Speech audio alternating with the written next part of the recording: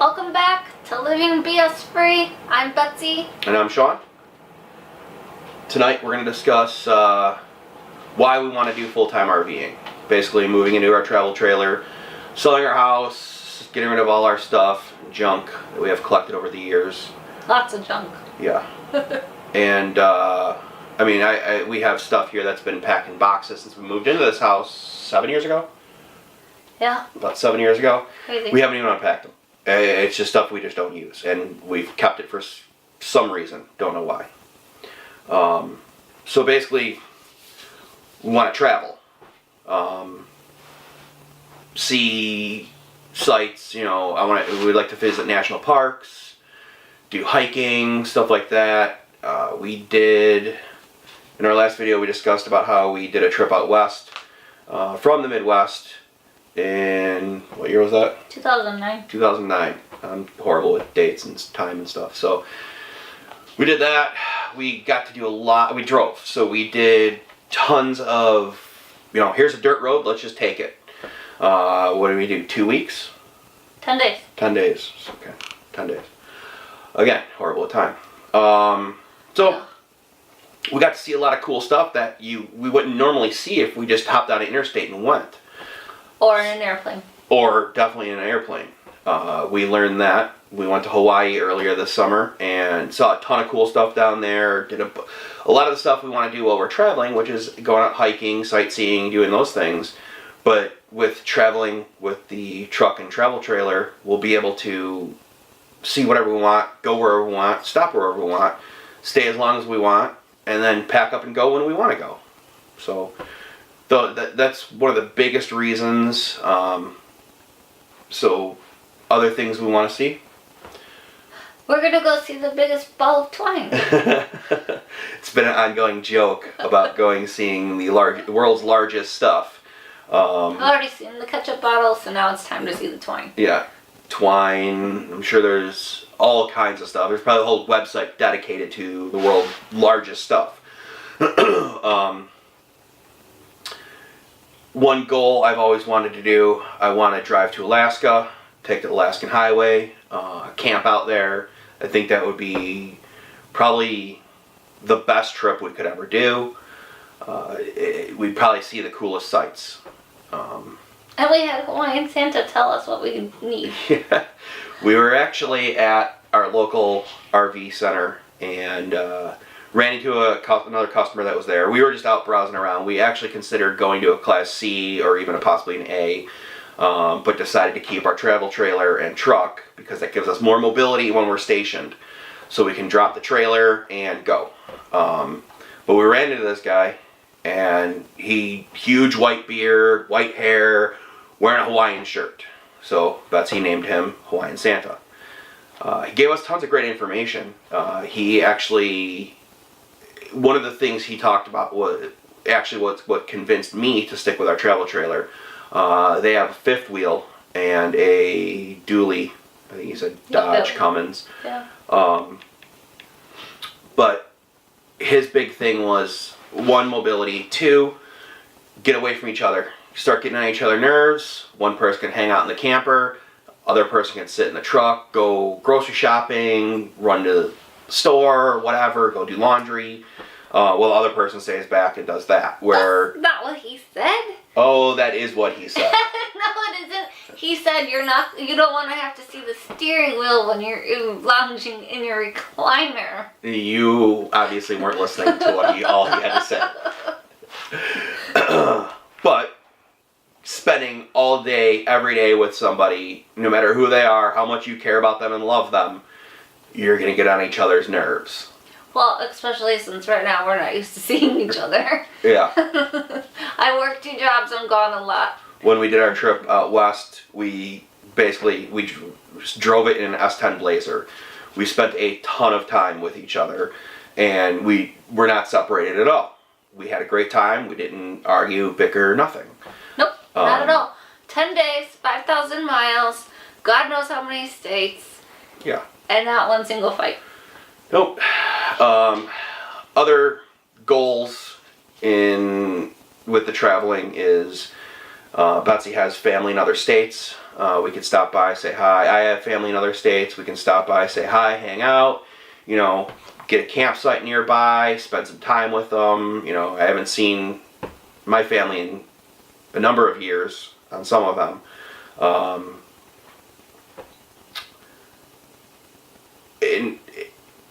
Working full time, having a house, you can't do all the things you can if you're living full time in your RV or camper.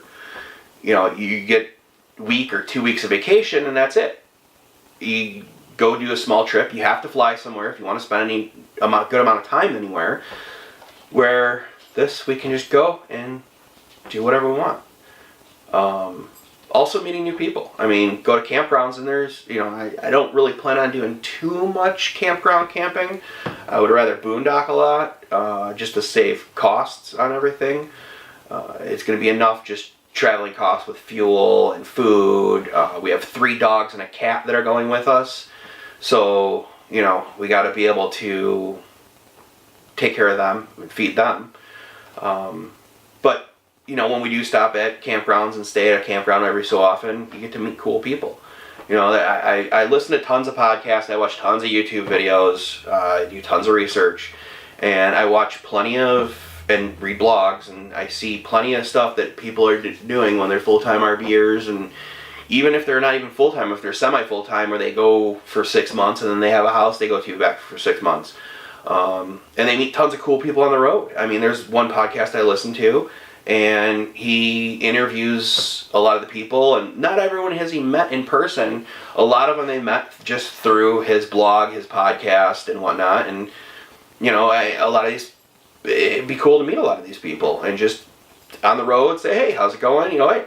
I remember you. I know you from your podcast. I listen to you. I think that'd be cool. But we're already starting to meet new people, just from. Yeah. Our Facebook and our YouTube, or not our YouTube. Not YouTube. Our Facebook, Instagram. I mean, look at how many people I just picked up that I learned that are doing similar to what we're doing, and they have pets. I mean, we have a 16-year-old beagle, and I just met somebody yesterday. She's doing the same thing we're doing with her 16-year-old Aussie. Yeah. So, we're meeting cool people from the get-go, and we haven't even left yet. Yeah. Not even close to being prepared yet. No, and that's what this is all about. We're going to show people what it's like to start with your 2,000 square foot house and bring it down into like a 200-foot camper. 200 or 200 square foot camper. And we're doing it with our 3 dogs and our cat. And that's huge. Yeah, it's going to be a challenge. Speaking of challenges, there are tons of challenges we're going to have before we can even get on the road. Done tons of research about state of residence, figuring out driver's licenses, doing mail forwarders, tons of stuff.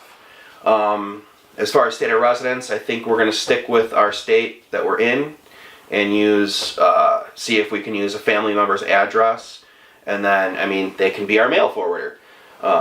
Important documents, have them scan it on the computer and just email it over to us, or throw it in Google Docs or something, and it make life a lot easier and cost a lot less because then we don't have to pay a mail forwarder. The biggest thing as far as mail for me is going to be Amazon. I buy tons of stuff on Amazon. They do have the Amazon boxes, which you can do pickups at. I don't know where all those are, if they have them nationwide yet, or how many they have per X amount of miles. So that will be a challenge. And once we're on the road, though, we're not going to be buying a whole lot because we're not going to have the room to store it all. But I will want to upgrade cameras later on, get better lighting, better lenses definitely, especially for taking pictures and stuff. One big problem with staying in the state, our state requires me to take my truck through a safety lane every 6 months because I have, it's an F-250, and because of the weight capacity the truck can hold, I have to have a special license plate on there, which is absolutely ridiculous because the most it carries pulls our trailer. And our trailer technically can be pulled by a half-ton pickup, but I prefer a diesel truck, so that's why I have a 3/4 ton. But that means us having to be here at least for a day or somewhere in the state, at least for a day or as passing through to get the safety inspection done. And then if there's a problem where they come across something, say they don't like my, tires are too bald for them, then I have to get tires before I can get that sticker put on that truck. So that's going to be a big challenge. Yeah, but we should be home anyway every 6 months. I have to do blood work for Yes. my thyroid. Yes. Other things are, right now we currently both work full-time jobs. We get health insurance through our full-time jobs. We're going to have to go with independent policies and everything. And having that we've been in this state for, me and my entire life, you since you were like 6, okay, so to get health insurance, having our, files and everything, which is another challenge. I want to talk to our doctors and see if I can get hard copies of our files, our documents. I don't need that. Mine's on a portal. Okay, well, that works. I have to figure out how to do the login, but one Yeah. day maybe. Which will be my job, I'm sure. You betcha. You have the free time. Yeah, so, but health insurance is a big thing. Our dogs and cat are going to need vet visits. Obviously, if we're on the road somewhere far away, we're in New Mexico, and we're not going to come back to the Midwest to take our dog to the vet, and if there's an emergency, we're going to find an emergency clinic nearby. Medications. She's, like Betsy said, she has a thyroid issue, so she has to take thyroid medications. So she can get those in 90-day supplies, but they mail them to you in a 90-day supply. Unless we stocked up before we left. Well, yeah, but still, mailing isn't, again, if we're going with a family member, they can forward that to us. I want to look into, I know the UPS store, you can get boxes, or we can have it sent via UPS to a UPS store that we can pick up at, or something like that. I'm still doing research on that. I haven't figured that out yet. Which I will potentially put videos about all these things. I know there's a lot of videos about state of residence out there and health insurance. So I don't know how detailed I'm going to get in it, because there are tons of great videos out there already. Another big thing is storage of items that we want to keep. I was a mechanic for 13 years, so I have a very large toolbox with lots of tools in it. Now, a lot of the tools, well, not a lot, but a good majority of the tools will be coming with us in case we have a breakdown on the road. I can fix the truck myself rather than pay somebody to fix it for us. But I'm not going to be able to haul my toolbox, so I'm going to need some sort of place to store that. Options are friends or families, garages. I really don't want to rely on that though. I'm more leaning towards a small storage unit. We don't have a whole lot of stuff that we would be keeping. We do have the toolbox. We have a couple ATVs that we need to store because we don't have a toy hauler currently. We are looking at them. Yeah, I want a fifth wheel toy hauler so we can bring our ATVs with us, so we go to like Colorado and we can go ride in the mountains, or Utah, or even Arizona, go ride in the desert. I have a cousin living in Arizona and he's out there. He had a dual sport motorcycle he used to ride out in the desert all the time with, so I think that'd be cool. But currently we can't travel with them at this time. There are other things with the vehicle that we need to do. I do have a 6-liter Ford diesel, which is basically a rat's nest of problems, as all 6-liter Ford diesels are. I've been looking into a lot of what they call bulletproofing kits.